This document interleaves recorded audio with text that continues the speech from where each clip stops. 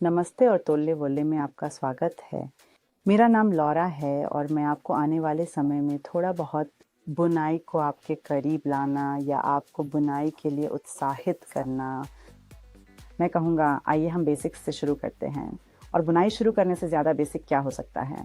हर परियोजना के लिए एक शुरुआती सिलाई की आवश्यकता होती है और मैं कहूँगा इस बार हम ज़रूर क्रॉस कास्टिंग करते हैं क्योंकि यही वह मानक अंदाज है जो हर बुनकर और हर बुनकरन को पता होना चाहिए और करना चाहिए। आप घर पर भी ये अच्छी तरह से अभ्यास कर सकते हैं अगर आपके पास कोई वर्ष और कुछ बुनाई सुई हो, बस इस दिनचर्या में आने के लिए। मेरे पास अब इस आकार की बुनाई सुइयाँ हैं। 6 से ये सुंदर हल्की बर्च की लकड़ी से बने हैं। बस खुद को आजमा कर देखें। मेरे ख्याल से शुरू में थोड़ा समय दिमाग में बिताना चाहिए। विभिन्न बुनाई सुइयों को हाथ में लेना, देखना क्या आपके लिए अच्छा काम करता है। मैं सीधे तौर पर एक क्रॉस स्टिच जोड़ देता हूँ। मैंने पहले भी वीडियो देखे हैं जहाँ ये शुरू में नहीं बताया गया।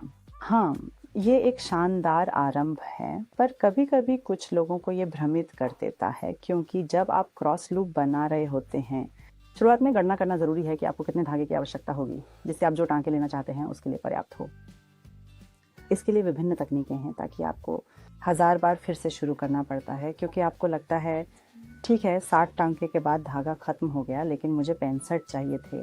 वहाँ अलग अलग तकनीकें हैं और मैं आज आपको एक सरल तकनीक दिखाऊंगा जो मैं अक्सर इस्तेमाल करता हूँ जब मैं सिलाई शुरू करता हूँ। हाँ, तो 100 मशीनों के बाद ये थकान भरा हो जाता है। मान लीजिए कि मुझे 15 टांके लगाने हैं तो मैं यहाँ अपना धागा सुई पर रख दूँगा और धागे को 15 बार या उतनी बार निडल पर लपेटता हूँ जितनी सिलाइयों में शुरू करना चाहता हूँ। 1 2 3 4 5 6 7 8 9 10 8 9 10 11 12 13 14 15। मैं हमेशा कम से कम 10 से 15 सेंटीमीटर छोड़ दूंगा, फिर बाकी रह जाता है ताकि मैं इसे बाद में अपनी बुनाई परियोजना में डाल सकूं, जिससे बाद में कोई किनारा ना हो जो खुल जाए। और यह अब मेरे लिए लगभग इतना लंबा होगा। एक और सुझाव है, अगर आपको अब वास्तव में बहुत सारे टांके लगाने हैं, आप अपने धागे को प्रोजेक्ट की लंबाई से लगभग 3 गुना लंबा बना सकते हैं। इसकी चौड़ाई होनी चाहिए। तो अगर आपके पास एक स्कार्फ है जो 20 सेमी चौड़ा होना चाहिए तो आप शायद 60 सेमी धागा लेंगे और फिर 15 से 20 सेमी और जोड़ेंगे बाद के स्वर को शामिल करने के लिए। आगे क्या? अगला हम करते हैं और ये नॉटन का है। ये बस मेरी पसंदीदा तकनीक है। इसके लिए हम उंगलियों के चारों ओर धागा एक बार लपेटते हैं। मेरे पास यहाँ मेरी लॉर्ड सैंड है जो दिखाती है मुझे प्रेसिडेंसी दो, है ना, मैं तुमसे मिलूंगा। हम इसे हमारी 2 उंगलियों के चारों ओर एक बार लपेटते हैं ताकि दोनों धागे फिर मिलेंगे। अब आप इसे अपनी उंगलियों से हटा सकते हैं। इसे एक प्रकार के लूप की तरह बनाएं और अब इसे नीचे से खींचें। मैं इसे एक बार और दिखा सकता हूँ, ये बहुत मज़ेदार भी होता है। तो इन उंगलियों के आसपास एक बार मैं सब कुछ नीचे से खींचता हूँ और इसे एक बार नीचे से ऊपर तक ले जाता हूँ। ये कोई जादू नहीं है, अगर नहीं तो यह आपको दूसरे यार्न के अंत को इस्तेमाल करना पड़ता है। इसके बाद ये महत्वपूर्ण हो जाता है कि आपको काम करने वाले धागे का उपयोग करना है, यानी जो धागा ऊन की गेंद से जुड़ा होता है। काम करें और ढीले सिरे के साथ नहीं। हमारे पास यहाँ हमारी लूप है और क्योंकि अब हम मेश उठा रहे हैं और मेरे पास यहाँ 2 सुइयाँ हैं लेकिन मुझे केवल एक की ज़रूरत है और ये काफ़ी ज़ोर से छटकती है। अब मैं यह दूसरी सिलाई खोल लूँगा। कृपया चिंता न करें, मैं इस तार को अपनी कलाई पर बांधूँगा ताकि हम अगले कुछ सेकंडों मिनटों में शुरू कर सकें। कोई परेशान करने वाली आवाज़ नहीं।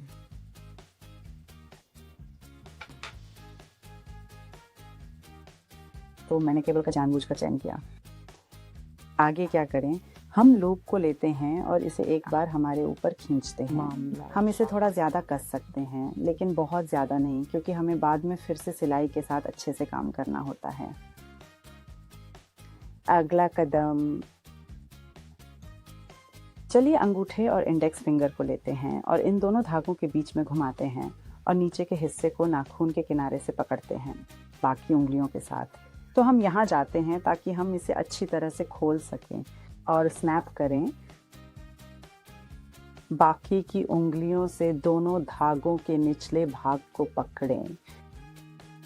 हाँ, जैसे एक क्रिसमस ट्री, एक त्रिकोण की तरह।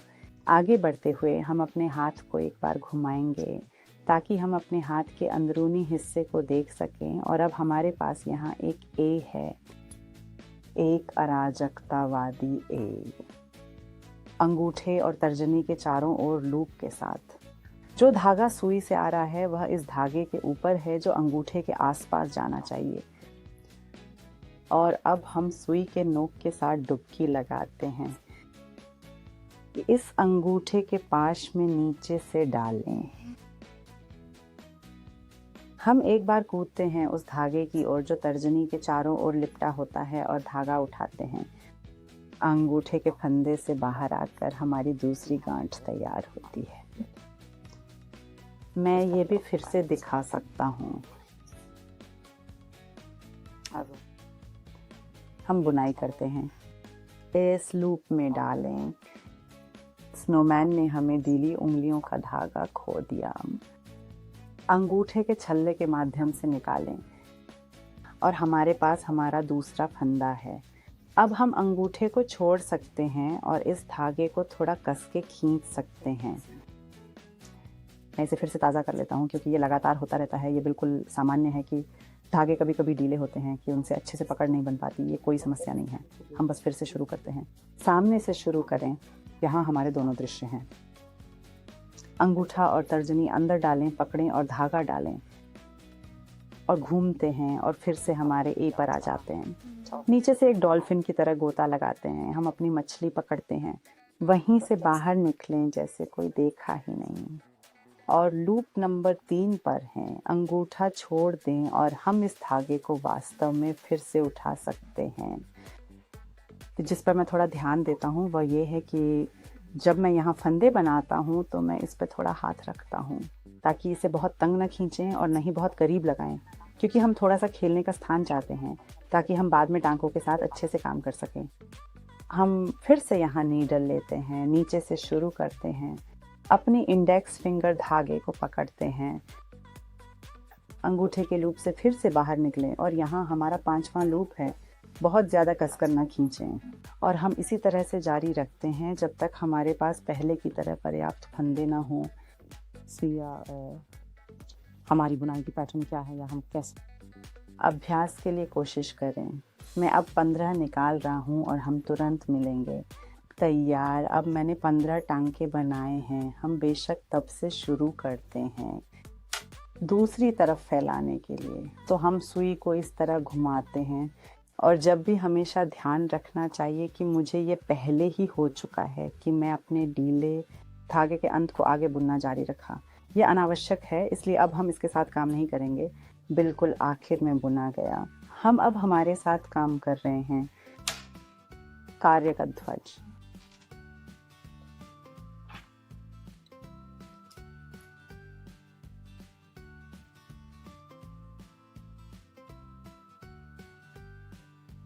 मैं अब इसे एक बार फिर सुई के साथ करूँगा।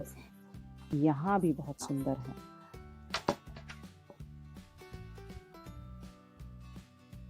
तो मैंने अब मेरे 15 टांके बनाए हैं। अगले चरण में सुई को पलटेंगे और काम शुरू करेंगे।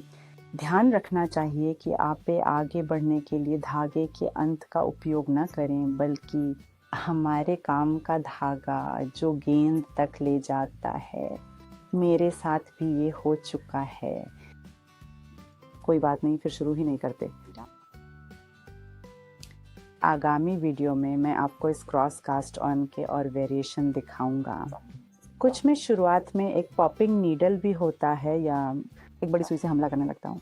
और फिर अगर आप देखें कि आप बहुत कसकर बुनाई कर रहे हैं तो एक छोटी सुई लें। और फिर एक जादुई हमला है जिसे मैं आपको अगले वीडियो में दिखाऊंगा। इसमें आपको गणना करने की भी आवश्यकता नहीं है कि कितने ग्राम की ज़रूरत है। ये थोड़ा अपने स्वाद पर निर्भर करता है कि इसे बेहतर लगता है दिखने में भी, लेकिन मैं कहूँगा क्रॉस स्टिच के साथ और जादुई अनंत शुरुआत, जिसे मैं आपको अगली वीडियो में दिखाऊंगा, से शुरुआत के लिए आप बहुत अच्छे से सेट हो जाते हैं।